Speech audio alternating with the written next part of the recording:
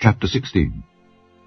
And when David was a little past the top of the hill, behold, Ziba the servant of Mephibosheth met him with a couple of asses saddled, and upon them 200 loaves of bread, and 100 bunches of raisins, and 100 of summer fruits, and a bottle of wine.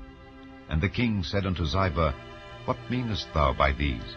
And Ziba said, The asses be for the king's household to ride on, and the bread and summer fruit for the young men to eat, and the wine that such as be faint in the wilderness may drink. And the king said, And where is thy master's son? And Ziba said unto the king, Behold, he abideth at Jerusalem. For he said, Today shall the house of Israel restore me the kingdom of my father. Then said the king to Ziba, Behold, thine are all that pertained unto Mephibosheth. And Ziba said, I humbly beseech thee that I may find grace in thy sight, my lord, O king. And when King David came to Bahurim, behold, thence came out a man of the family of the house of Saul, whose name was Shimei, the son of Gera. He came forth, and cursed still as he came. And he cast stones at David, and at all the servants of King David. And all the people and all the mighty men were on his right hand and on his left. And thus said Shimei when he cursed, Come out, thou bloody man, and thou man of Belial. The Lord hath returned upon thee all the blood of the house of Saul, in whose stead thou hast reigned. And the Lord hath delivered the kingdom into the hand of Absalom thy son. And behold, thou art taken in thy mischief, because thou art a bloody man. Then said Abishai the son of Zeruiah unto the king, Why should this dead dog curse my lord the king? Let me go over, I pray thee, and take off his head. And the king said, What have I to do with you, ye sons of Zeruiah? So let him curse, because the Lord hath said unto him, Curse David. Who shall then say, Wherefore hast thou done so? And David said to Abishai and to all his servants, Behold, my son which came forth of my bowels seeketh my life. How much more now may this Benjamite do it? Let him alone, and let him curse, for the Lord hath bidden him. It may be that the Lord will look on mine affliction, and that the Lord will requite me good for his cursing this day. And as David and his men went by the way, Shimei went along on the hill's side over against him, and cursed as he went, and threw stones at him, and cast dust. And the king and all the people that were with him came weary, and refreshed themselves there. And Absalom and all the people, the men of Israel, came to Jerusalem, and Ahithophel with him. And it came to pass, when Hushai the Archite, David's friend, was come unto Absalom, that Hushai said unto Absalom, God save the king, God save the king. And Absalom said to Hushai, Is this thy kindness to thy friend? Why wentest thou not with thy friend? And Hushai said unto Absalom, Nay, but whom the Lord and this people and all the men of Israel choose, his will I be, and with him will I abide. And again, whom should I serve? Should I not serve in the presence of his son? As I have served in thy father's presence, so will I be in thy presence. Then said Absalom to Ahithophel, Give counsel among you what we shall do. And Ahithophel said unto Absalom, Go in unto thy father's concubines, which he hath left to keep the house. And all Israel shall hear that thou art abhorred of thy father. Then shall the hands of all that are with thee be strong. So they spread Absalom a tent upon the top of the house, and Absalom went in unto his father's concubines in the sight of all Israel. And the counsel of Ahithophel, which he counseled in those days, was as if a man had inquired at the oracle of God. So was all the counsel of Ahithophel, both with David and with Absalom. Chapter 17. Moreover, Ahithophel said unto Absalom, Let me now choose out 12,000 men, and I will arise and pursue after David this night. And I will come upon him while he is weary and weak-handed, and will make him afraid. And all the people that are with him shall flee, and I will smite the king only. And I will bring back all the people unto thee. The man whom thou seekest is as if all returned. So all the people shall be in peace. And the saying pleased Absalom well, and all the elders of Israel. Then said Absalom, Call now Hushai the Archite also, and let us hear likewise what he said. And when Hushai was come to Absalom, Absalom spake unto him, saying, Ahithophel hath spoken after this manner. Shall we do after his saying? If not, speak thou. And Hushai said unto Absalom, The counsel that Ahithophel hath given is not good at this time. For, said Hushai, thou knowest thy father and his men, that they be mighty men, and they be chafed in their minds as a bear robbed of her whelps in the field. And thy father is a man of war, and will not lodge with the people. Behold, he is hid now in some pit or in some other place. And it will come to pass, when some of them be overthrown at the first, that whosoever heareth it will say, There is a slaughter among the people that follow Absalom. And he also that is valiant, whose heart is as the heart of a lion, shall utterly melt. For all Israel knoweth that thy father is a mighty man, and they which be with him are valiant men.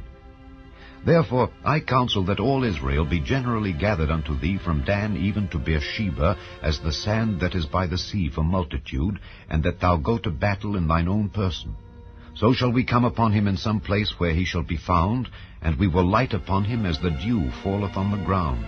And of him and of all the men that are with him there shall not be left so much as one. Moreover, if he be gotten into a city, then shall all Israel bring ropes to that city, and we will draw it into the river, until there be not one small stone found there. And Absalom and all the men of Israel said, The counsel of Hushai the Archite is better than the counsel of Ahithophel. For the Lord had appointed to defeat the good counsel of Ahithophel, to the intent that the Lord might bring evil upon Absalom.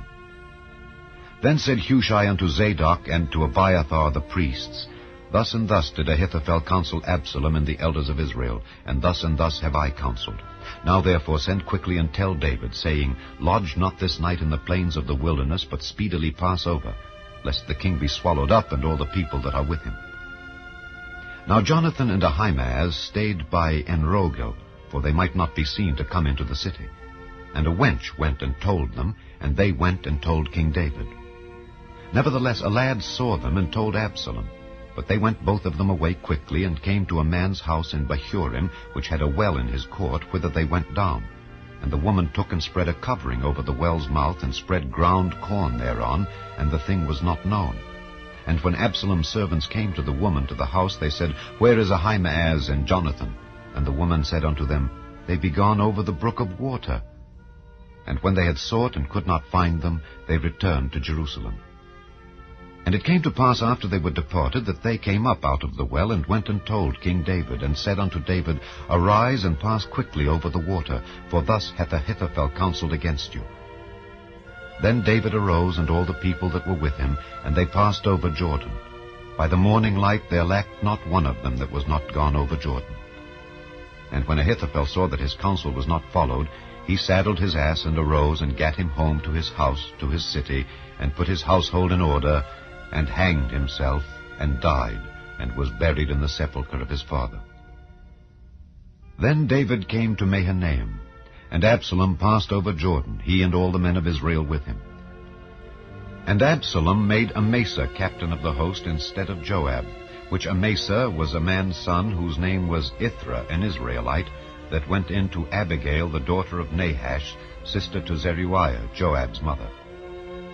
So Israel and Absalom pitched in the land of Gilead.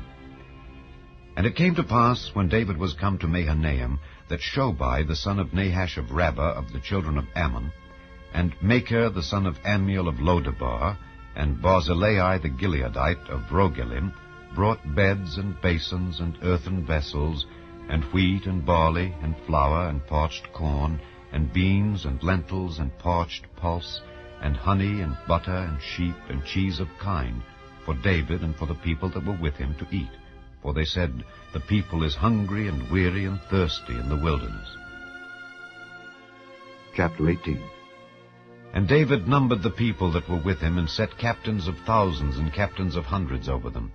And David sent forth a third part of the people under the hand of Joab, and a third part under the hand of Abishai the son of Zeruiah, Joab's brother, and a third part under the hand of Ittai the Gittite. And the king said unto the people, I will surely go forth with you myself also. But the people answered, Thou shalt not go forth. For if we flee away, they will not care for us. Neither if half of us die will they care for us. But now thou art worth 10,000 of us. Therefore now it is better that thou succor us out of the city. And the king said unto them, What seemeth you best I will do. And the king stood by the gate side, and all the people came out by hundreds and by thousands. And the king commanded Joab and Abishai and Ittai, saying, Deal gently for my sake with the young man, even with Absalom. And all the people heard when the king gave all the captains charge concerning Absalom. So the people went out into the field against Israel, and the battle was in the wood of Ephraim, where the people of Israel were slain before the servants of David, and there was there a great slaughter that day of 20,000 men. For the battle was there scattered over the face of all the country, and the wood devoured more people that day than the sword devoured. And Absalom met the servants of David. And Absalom rode upon a mule, and the mule went under the thick boughs of a great oak, and his head caught hold of the oak, and he was taken up between the heaven and the earth, and the mule that was under him went away. And a certain man saw it, and told Joab, and said, Behold, I saw Absalom hanged in an oak. And Joab said unto the man that told him, And behold, thou sawest him, and why didst thou not smite him there to the ground? And I would have given thee 10 shekels of silver and a girdle. And the man said unto Joab, Though I should receive 1,000 shekels of silver in mine hand, yet would I not put forth mine hand against the king's son. For in our hearing the king charged thee and Abishai and Ittai, saying, Beware that none touch the young man Absalom. Otherwise I should have wrought falsehood against mine own life. For there is no matter hid from the king, and thou thyself wouldest have set thyself against me. Then said Joab, I may not tarry thus with thee. And he took 3 darts in his hand, and thrust them through the heart of Absalom, while he was yet alive in the midst of the oak. And 10 young men that bare Joab's armor compassed about, and smote Absalom, and slew him. And Joab blew the trumpet, and the people returned from pursuing after Israel, for Joab held back the people. And they took Absalom, and cast him into a great pit in the wood, and laid a very great heap of stones upon him. And all Israel fled every one to his tent. Now Absalom in his lifetime had taken and reared up for himself a pillar which is in the king's dale. For he said, I have no son to keep my name in remembrance. And he called the pillar after his own name, and it is called unto this day Absalom's place. Then said Ahimaaz the son of Zadok, Let me now run and bear the king tidings how that the Lord hath avenged him of his enemies. And Joab said unto him, Thou shalt not bear tidings this day, but thou shalt bear tidings another day. But this day thou shalt bear no tidings, because the king's son is dead. Then said Joab to Cushai, Go tell the king what thou hast seen. And Cushai bowed himself unto Joab, and ran. Then said Ahimaaz the son of Zadok yet again to Joab, But howsoever, let me, I pray thee, also run after Cushai. And Joab said, Wherefore wilt thou run, my son, seeing that thou hast no tidings ready? But howsoever, said he, let me run. And he said unto him, Run.